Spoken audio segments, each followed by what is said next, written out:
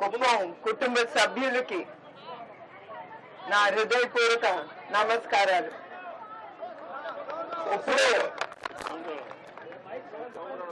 ఇప్పుడు మనం యుద్ధానికి ఎదుర్కోబోతున్నాం, అవునా కాదా? అందరూ ఇక్కడికి వచ్చారు. ఎవరు ఆ సైనికులు వెనకాల మీ ప్రతి ఒక్కరిని ముందుకి నడిచి ఆయన్ని నడిపించి మీ ప్రభుత్వం అనేది మీరు తీసుకురావాలి. నేను కోరుతున్నాను మిమ్మల్ని అందరూ. ఈ 5 సంవత్సరాలు ప్రతి వర్గం చెందిన జనాలు అందరూ చాలా ఎదుర్కొన్న జీవితాలు, అవునా కాదా చెప్పండి.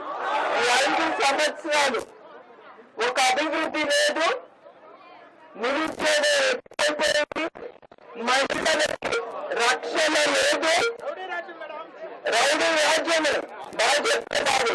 రౌడీ రాజ్యం, ఆ రౌడీ రాజ్యంతో ప్రజలందరూ నోరు మూసేసి వాళ్ళు డబ్బు తీసేసుకుని మీ ప్రజల సొమ్మంతా తీసుకుని దోచుకుని తింటున్నారు. అది మీరందరూ గుర్తుంచుకోవాలి. ఒక అభివృద్ధి లేదు, ఏ కుటుంబంలో కూడా సంతోషం అనేది లేకుండా పోయింది. అది మీరందరూ గుర్తుంచుకోవాలి. మహిళలు కూడా రక్షణ లేదు. దిగిన తర్వాత యువకులకి అలవాటు చేస్తున్నారు ఈ ప్రభుత్వం. వాళ్ళేమో ఆడబిడ్డలకి అలవాటు చేస్తున్నారు, మన ఇంట్లో ఆడబిడ్డలకి. దాని తర్వాత ఏమవుతుంది, వాళ్ళ ఆడబిడ్డ మీద అత్యాచారం చేస్తున్నారు. అక్కడితో వాళ్ళు చెప్పుకోలేక వాళ్ళ బాధలు వాళ్ళు ఆత్మహత్య చేసుకుంటున్నారు. అట్లనే ఒక మహిళ, ఆ మహిళలకి మహిళలు చూస్తే నాకు గుర్తుకొచ్చింది. రంజాన్ సమయం అప్పుడు నమాజ్ చదువుకోవడానికి వెళ్తే ఒక వైసీపీ నాయకులు ఆ అమ్మాయిని ఆపి ఆ బుక్ ఎత్తి నాన్న మాట్లాడతారు.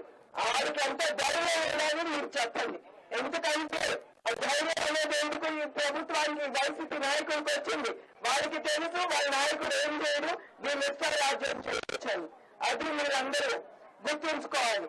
అట్లానే మన కార్యకర్తలు, చాలా మంది కార్యకర్తలు చంపేశారు. ఎవరు తెలుగుదేశం కార్యకర్త బాగా పనిచేస్తున్నాడు, ఆ కార్యకర్తను ఆపటం, చంపేయటం.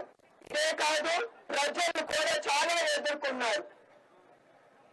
చాలా మంది కుటుంబాలు